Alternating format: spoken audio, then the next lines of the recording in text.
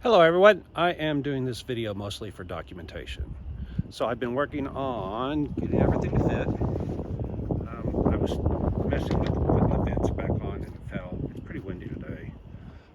All that work that I was doing, hacking up the fender, I was trying to get this edge, this crease, to match the crease on the C8 because I thought it had to.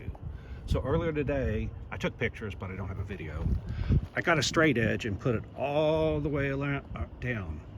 Even though it looks like the back of the front fender, that crease is too high, it's not. When I put a straight edge on there, it is absolutely dead on. So what I did was put a screw right there to attach the C2 fender to the C8 fender. Of course, I wish I wouldn't have got that there, but you never know. Then what happened was the two interfered with each other, so I had to, this piece right here comes off, so I had to cut it because it's actually that whole centerpiece. I didn't want to lose everything up front. So I cut it right here, removed this, and then when I put it back in place, I saw where it was hitting. I could put a screw here, and then it pivoted around here, and up here it was too high. So I said, oh, it must be hitting somewhere in between here. So I ended up cutting it right here. And sure enough, it right there is exactly where the two meet. I probably will, cut it right across here. And then at some point, meld the two together. You can't see, but there's a little bit of a gap here. So, I mean, it is just right at that edge. So I could end up actually cutting it all the way down. Where that line is where the eyebrow stops. So if I leave it right to there, that'll leave the eyebrow, and I can make those two meet. I'll actually probably fill in. You can see how close that is. All right, what else? Now the next thing to do is to fill in this wheel gap. All right, so the issue is that when you look at it front, it's going to be hard to see, and I don't want to take the front end down yet. But the radiator is back there, and it sticks out from the fender. If you look at it without this C8 fender, the radiator sticks out quite a bit. So I needed to cover up the radiator. So my first idea was, oh, let's just put the C8 fender on there. It works, but I don't like it because it looks too much like an import car. The front end on all the import cars where it just comes down to a spoiler. But if you look at it from the back, you can see that that aligns just fine. That would work if I didn't mind the look, but I do. I really want to keep this feature of the C2 where the turn signal sticks out. That where it curves in and turn signal sticks out. Okay, but you can see right here, there's the radiator. It sticks out. There's quite a bit that it sticks out right there. All right, so as I was looking, I thought, well, let me put the C8 front end on and see what happens. If you look, I could, okay, I'm going to go ahead and pull that template out, but that template is the profile of the outside edge of the C2 fender. Right, I'm gonna move it out of the way. So what I can do is I can go ahead and use the outside of the C8 fender to wrap around the radiator because I know it's correct. As it curves in, it's going to intersect with the C2 fender. You can see it right there. I'm going to take this black grill out. I'm going to fill this area right there with a solid piece. I extrapolated the edge of the C2 fender to the C8 fender. That's where it would meet. So what I would do is I would put a solid piece of fiberglass here following this curve, and then I would cut that profile in that piece of fiberglass that goes here. This fender is, I measured it, it is 17 inches too far forward. Okay, and I did that by looking at where's this mounting surface, and it mounts to right there. So it's 17 inches between those two. Okay, I measured from this point right here where it would intersect back to, I don't remember where I measured to. Anyway, measured it somewhere. Came out to 21 inches. 4 inches difference. So what that means is if I were to take this fender and put it up there, it would meet the C2 fender right there, 4 inches in. Oh, that's what it was. From that line to the back of that fender was 21 inches. So if I put this in place, then that C8 fender would meet the C2 fender right where that black line is. Okay?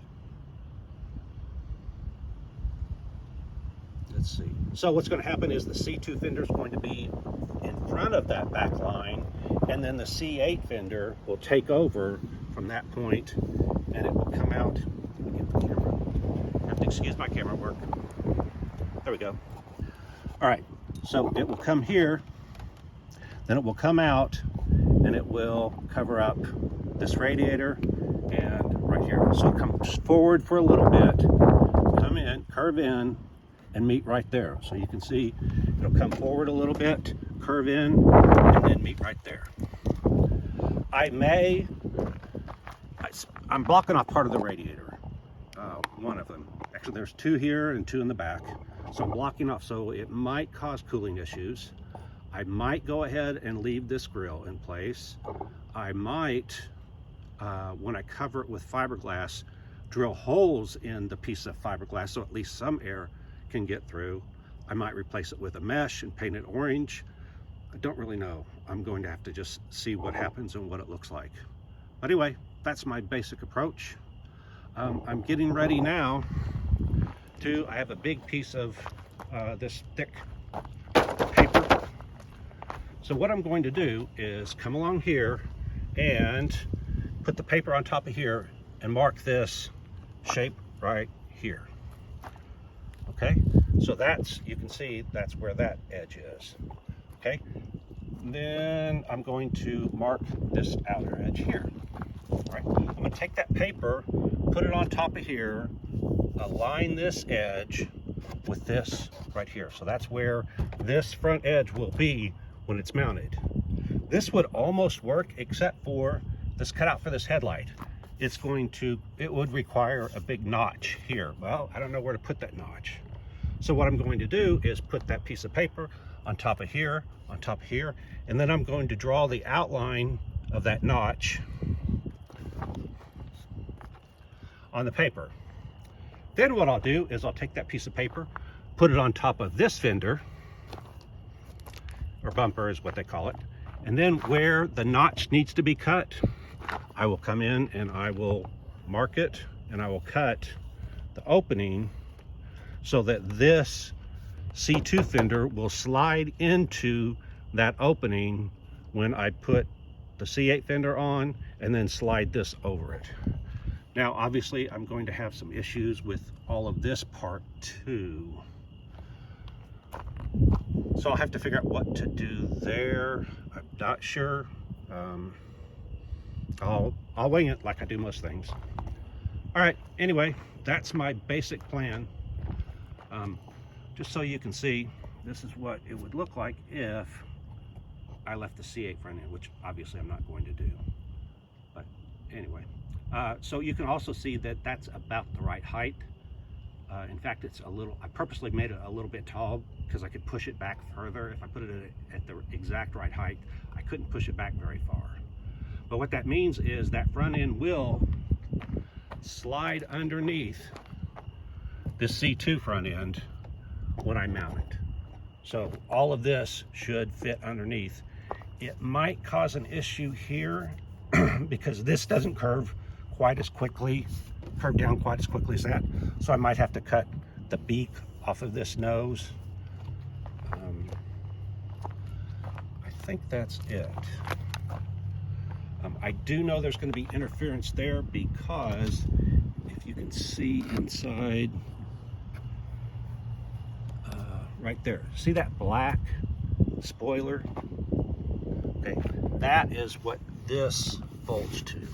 So I already know that this front end is going to be there, which means that probably this area right here is going to hit on the C2.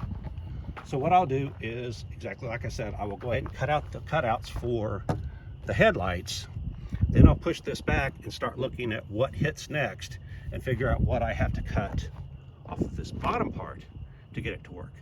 Now the good thing is that this center black is a grill that unbolts.